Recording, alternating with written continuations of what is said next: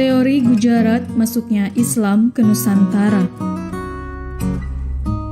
Setelah sebelumnya kita bahas sejarah masuknya Islam ke Nusantara berdasarkan teori Arab, Cina, dan Persia yang bisa ditonton nanti pada tautan di deskripsi. Kali ini kita bahas tentang teori Gujarat. Mengapa bisa dinamakan teori Gujarat? Siapa pencetusnya? Dan apa buktinya?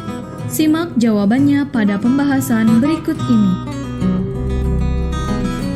Gujarat itu sendiri adalah salah satu daerah atau wilayah yang letaknya ada di India bagian barat. Selain itu, daerah Gujarat letaknya juga dekat dengan Laut Arab. Oleh sebab itu, nama dari teori ini adalah Gujarat, karena Islam dibawa masuk oleh para pedagang yang berasal dari Gujarat. Teori Gujarat ini pertama kali dicetuskan oleh seorang sarjana dari Universitas Leiden, Belanda, yang bernama Mense Johannes Pernappel. Ia berpendapat bahwa pada awal Hijriah atau pada abad ke-7 Masehi sudah banyak orang Arab yang tinggal atau menetap di Gujarat dan Malabar.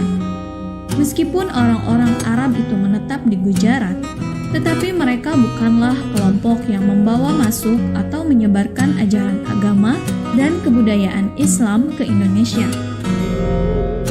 Menurut Pernappel, yang membawa masuk Islam ke Indonesia adalah orang-orang Gujarat asli yang sudah memeluk agama Islam.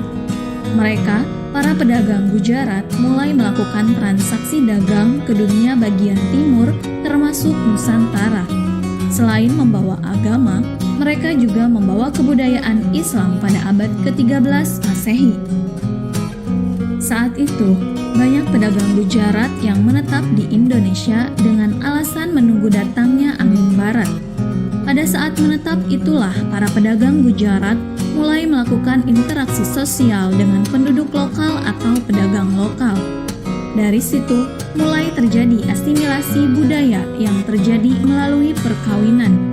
Dengan perkawinan tersebut, penyebaran ajaran agama dan kebudayaan Islam di Nusantara masuk ke dalam sebuah keluarga.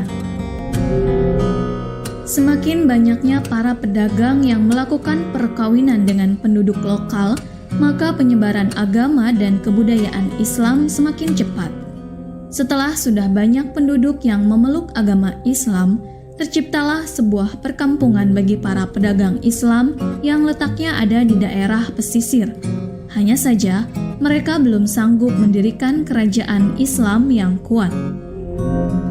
Menurut Profesor Dr. Hamka dalam buku Sejarah Umat Islam, pada tahun 1205 Masehi telah naik tahta seorang raja Islam di Dayak Aceh yang bergelar Sri Paduka Sultan Johan Shah.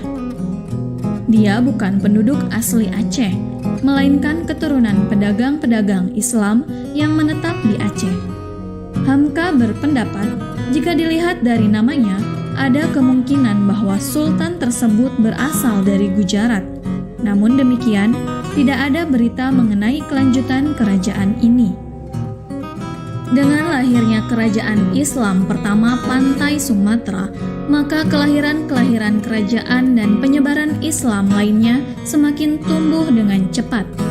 Bahkan, seiring dengan perkembangannya, kerajaan Islam bukan hanya ada di Aceh, tetapi ada di beberapa pulau di Nusantara. Salah satunya adalah Pulau Jawa. Munculnya teori Gujarat yang dicetuskan oleh Pernappel ternyata mendapatkan sambutan baik dari seseorang orientalis ternama yang berasal dari Belanda. Ia adalah Snok Hurgronje. Snok mulai tertarik untuk mengembangkan teori Gujarat ini ketika di beberapa kota pelabuhan anak benua India yang agama Islamnya mulai kokoh. Snok dalam bukunya yang berjudul The Arabic at least in these Netherlandeses berpendapat bahwa orang-orang asli Gujarat yang berprofesi pedagang sudah lebih dulu melakukan transaksi dagang dengan penduduk Nusantara dibanding pedagang Arab. Dia juga berpendapat bahwa pedagang Arab baru datang ke Nusantara di masa berikutnya. Snook menitik beratkan pandangannya ke Gujarat dengan berbagai alasan, seperti kurangnya fakta yang menjelaskan peranan bangsa Arab dalam penyebaran Islam ke Nusantara. Hubungan dagang Indonesia-India telah lama terjalin. Inskripsi tertua tentang Islam yang terdapat di Sumatera memberikan gambaran hubungan antara Sumatera dengan Gujarat.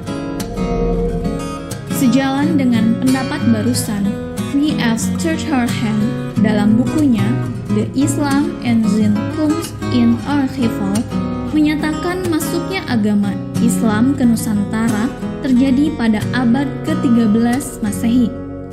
Pendapatnya didasarkan bukti batu nisan Sultan pertama dari Kerajaan Samudra, yakni Malik al-Saleh, wafat tahun 1297 Masehi. Asal negara yang mempengaruhi masuknya agama Islam ke Nusantara adalah Gujarat, dengan alasan bahwa agama Islam disebarkan melalui jalan dagang antara Nusantara dengan Gujarat. Churchham berpendapat relief nisan Sultan Malik al-Saleh yang bersifat Hinduistis mempunyai kesamaan dengan nisan di Gujarat. Atas alasan-alasan inilah, pendapat Churchham tidak berbeda dengan Snook berasal dari Gujarat. Sedangkan Bernard Fleck dalam buku Nusantara, Sejarah Indonesia yang diterjemahkan oleh Samsudin Berlian, menuliskan bahwa Islam yang datang ke Sumatera merupakan Islam yang dibawa oleh pedagang-pedagang dari India yang datang ke Pulau Sumatera pada abad ke-13 Masehi. Karena pada masa tersebut, perdagangan di Pulau Sumatera sudah dipegang oleh penguasa Muslim. Puncaknya pada abad ke-14, Kerajaan Samudra Pasai di Sumatera merupakan pusat perdagangan yang menjalin hubungan baik dengan Gujarat.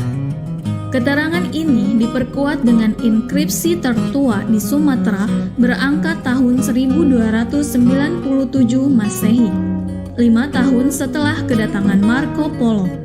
Bentuk inskripsi ini berupa nisan bertulisan nama Sultan Malik al-Saleh.